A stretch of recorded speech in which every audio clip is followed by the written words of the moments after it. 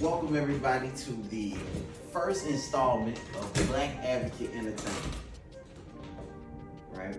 With Black Advocate Entertainment, what we want to do is just be more than just a record label, right? We want to be a multimedia corporation. That's what we're building towards. With that being said, I told you all for appreciation what I would do is answer any question that was sent to me. I've also been working with other customers and been getting questions from them, and different people throwing different questions at me. So today was one of those days where we just gonna answer all of them. We got the setup going here. Me and my lady, she's gonna be my interviewer. She don't want to be on camera. She shook her head no. But she's an excellent speaker. She just told me about my necklace too, so she also helps me with my fashion and things sometimes. But we're gonna get to these questions. Babe, I have not thought about these questions not once. So, here. Alright, well, I am going to read the questions as they were given by your fans. What first got you into music? When I was younger, my granny, my mom, my dad, they always listen to blues. Like every black family, blues, Johnny Taylor, Temptations, whatever. That's what we listen to. But me, I always listened to Charlie Parker. He was one of the greatest saxophonists to ever play. And I was like, man, I want to play an instrument because I see when these guys playing instruments, they get these chicks. And I'm like, I'm a little geek, a little squirty ass, introverted geek. You know what I'm saying? I'm like, shit, I wanna get to these chicks. And I was shy. I was very shy. So what I would do is write poetry. Mm-hmm. Write poetry, and I was always good with words. So 6th grade comes, and I'm in band class. I'm like, look, I want to play saxophone. He was asking everybody. He was like, before he could even get to me, all you need to hear is saxophone. So he was like, okay, cool. So I ended up playing tenor saxophone and alto saxophone.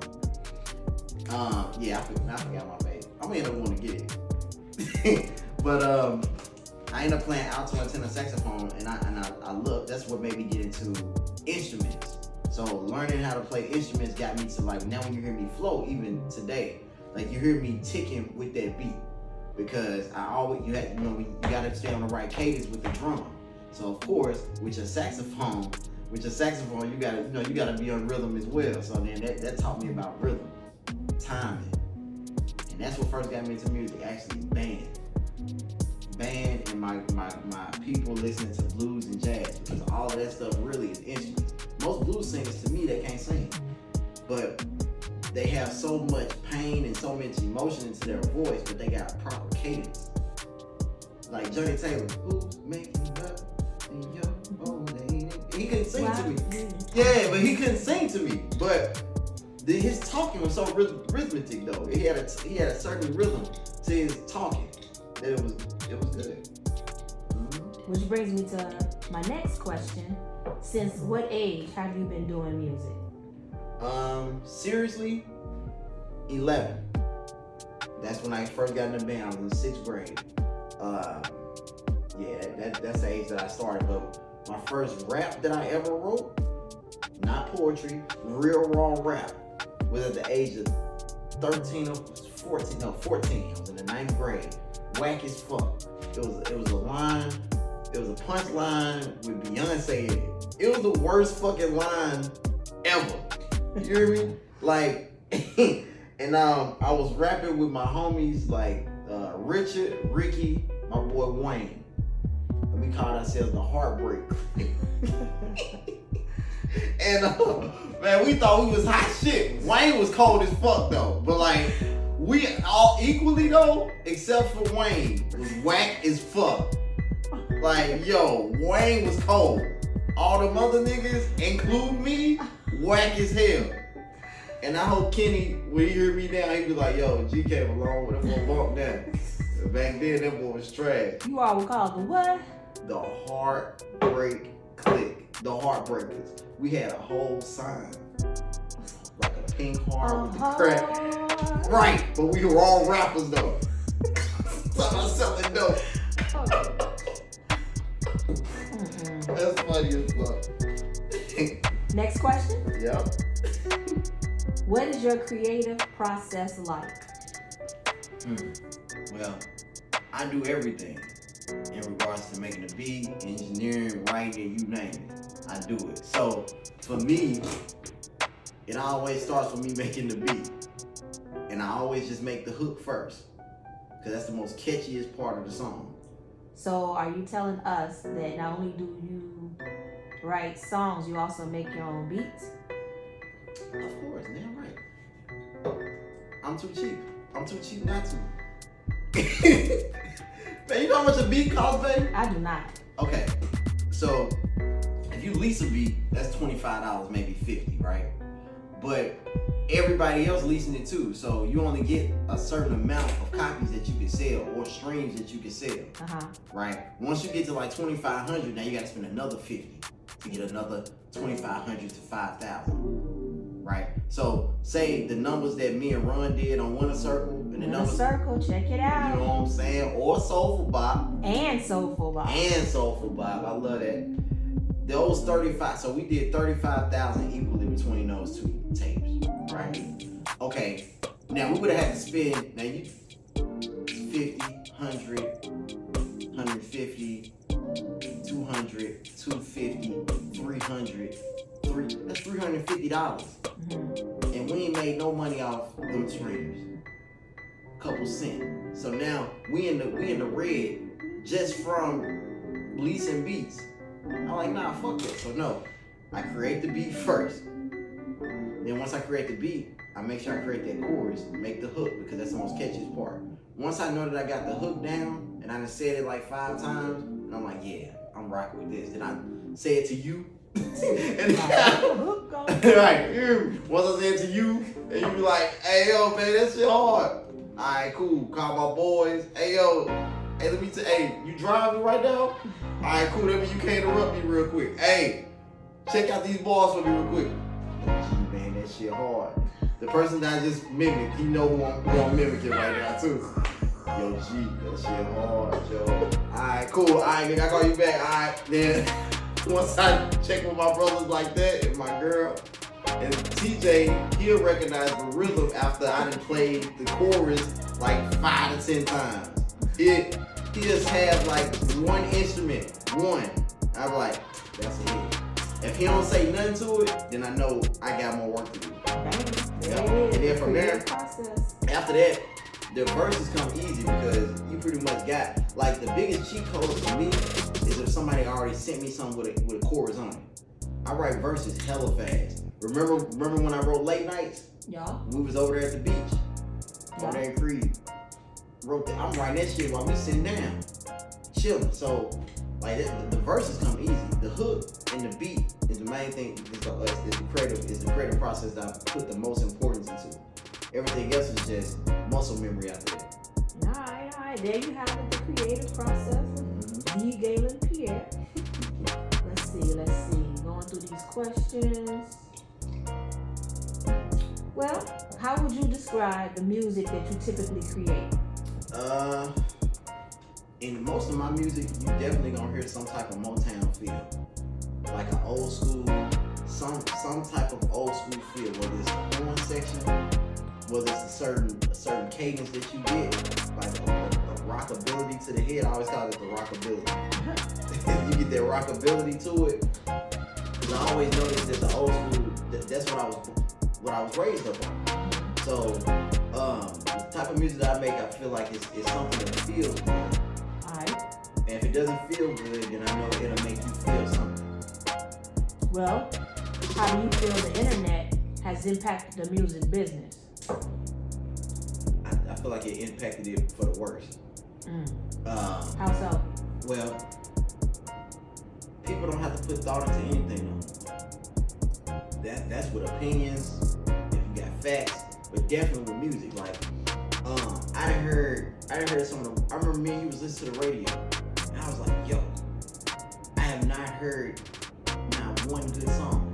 And it was about 10 songs deep before one song came on that was fucking amazing. I'm like, hey, see, you know what I'm saying? Like, you think about a Kendrick Lamar, J. Cole, Drake, Big Sean, even though he not out there like he should be no more.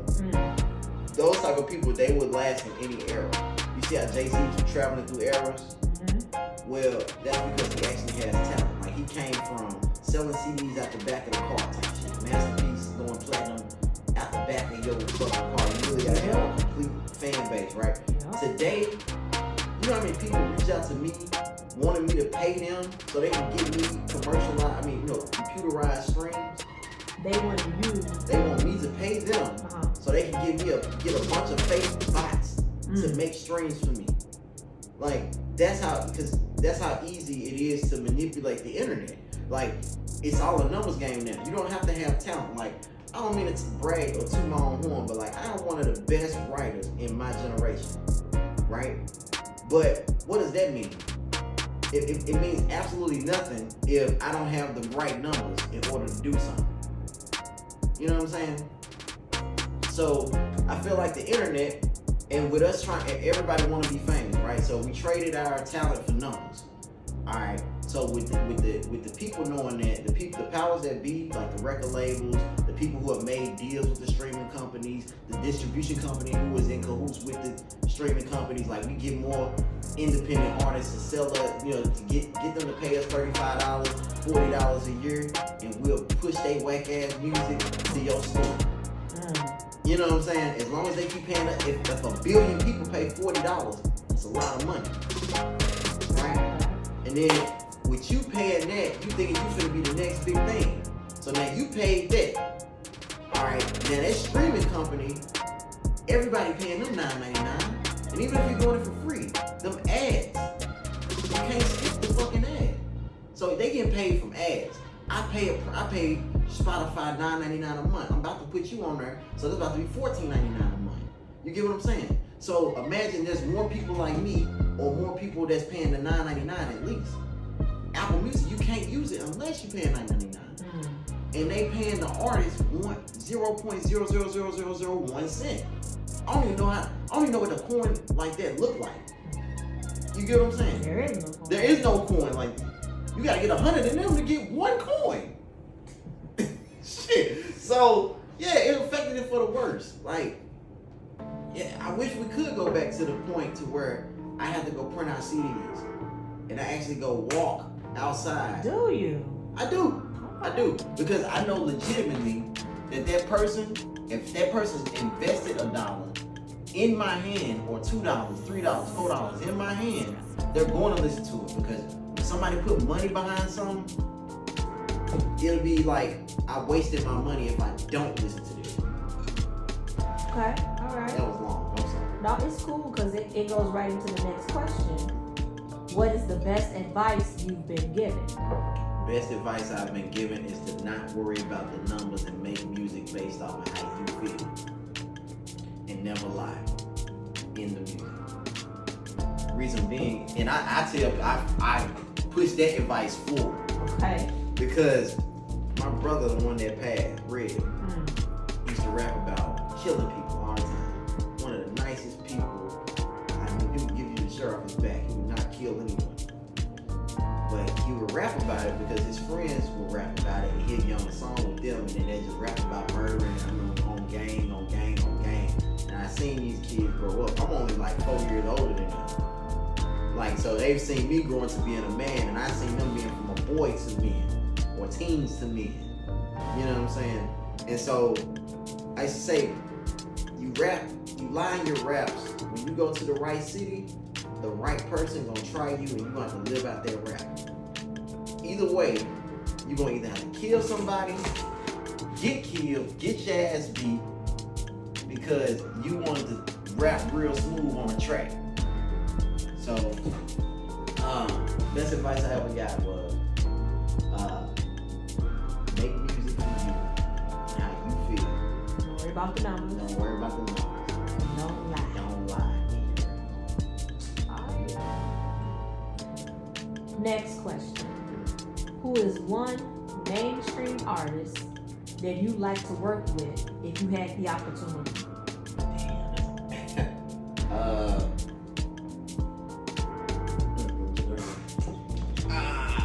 Passive speaking. Thank you. J. Cole. J. Cole would be one.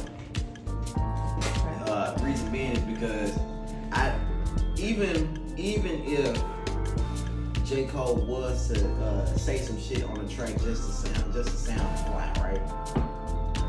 You can his story and his passion behind the music that he writes, you can feel it.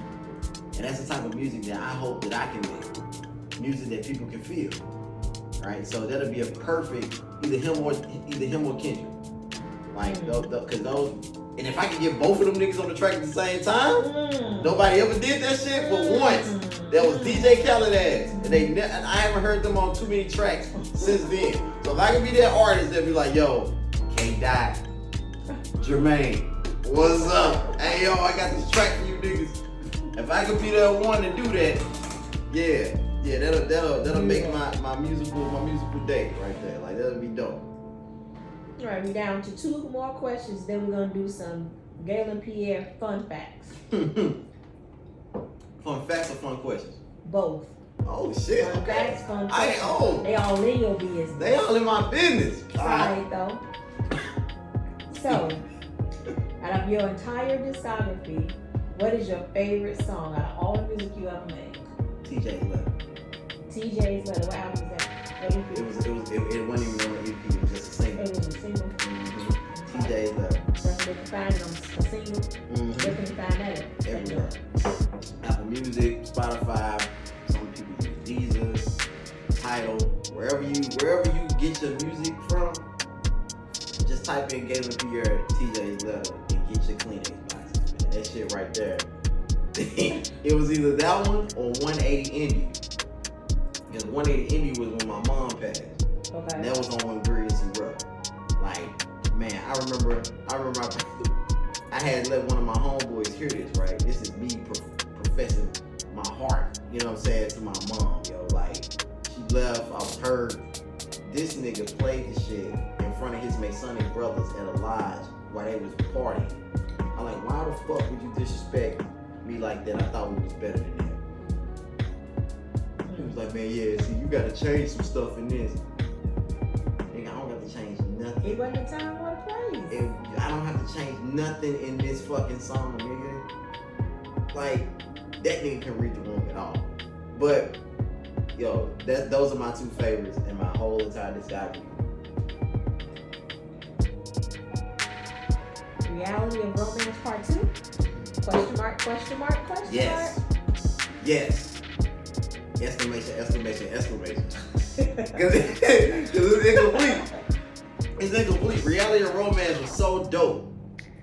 The approach, first date, that's what Trice means. A lot of motherfuckers. Fuck is this Tryst? Fuck is this? Who is What the that? fuck is this Trish? What is this definition? Who is Tryst? Must be some chick you know. Trice, nigga. So the first date, then you got the connection, then you got the breakup. The drama. The drama, and then you got the reconciliation, right? Mm-hmm. And then now, as that couple press forward, what happens next? Reality of Romance 2 gotta be. Yeah, it gotta be. Me and Mario been talking about that shit ever since Reality of Romance dropped. So yeah, it's happening. So that's it for. By the way, these questions were sent in anonymously. Even the phones. Let me go get my baby. I'm gonna take the hat off for it too. Alright, you ready?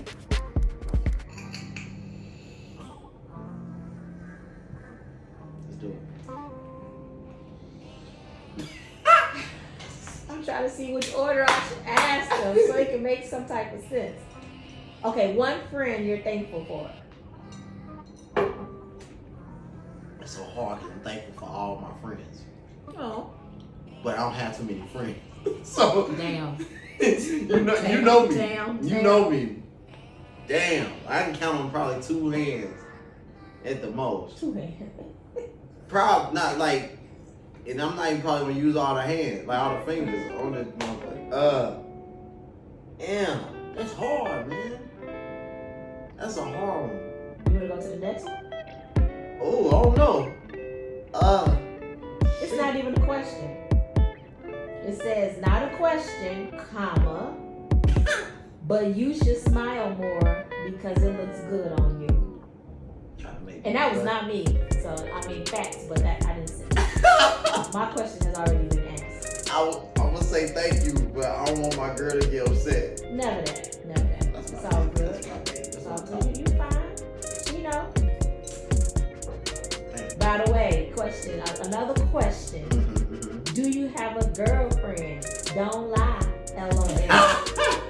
I guess that question Again, I didn't ask. Hey yo, that question been answered this whole interview. Yes, I have a lady. She's interviewing me right now. Y to the E to the S. That's it. Boom. Exclamation. Someone asked, how tall are you? I know. Alright. So check, I thought I was 5'7", but you 5'7", and I'm taller than you. Are you? Yes. Okay. All right. Yes, you know that. When we ain't got shoes on, you know. So if she's 5'7", I say I'm 5'8.5" or 5'9".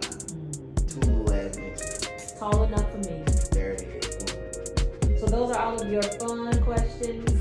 All of your questions, your interview questions, they have all been asked from your fan base. For real? Okay, so then what we're gonna do is, in the comments, people can ask more questions, and I still answer.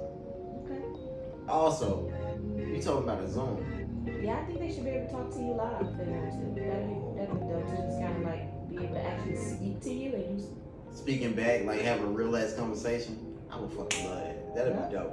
Because the reason why is because like, when it comes to anything that I do, whether it's making the music or the podcast, whatever, like I always want to just be interactive with the people who support me.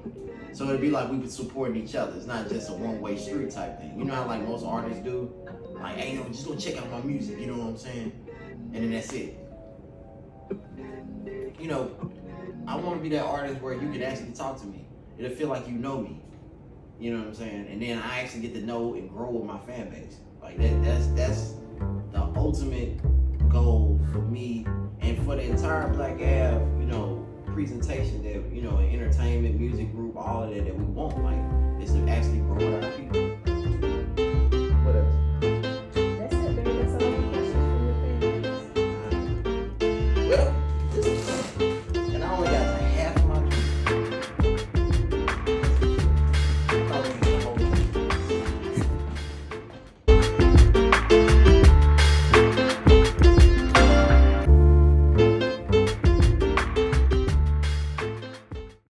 Ain't no rolling, this an AP, aka my make 'em hate piece. It's more of an unforgettable, the hook before my sway lead. You can say I'm not that bad, but you cannot forget to pay me. Pay me. It took a lot of work to get this AP drip, especially when you on that middle path, let's make that clear. I ain't swerving, I ain't curving, facts, just pay me what you owe me. I'm comfy in my skin, I like them squares that come and join us. Nigga, we the ones. Nigga, we the ones. Come and join us. We done already won. We done already won. Nothing but winners in my circle. Winners in my circle. Winners in my circle. Winners in my nothing but. Winners in my circle. Winners in my circle. Yeah. Winners in my circle. Winners in my rolling with.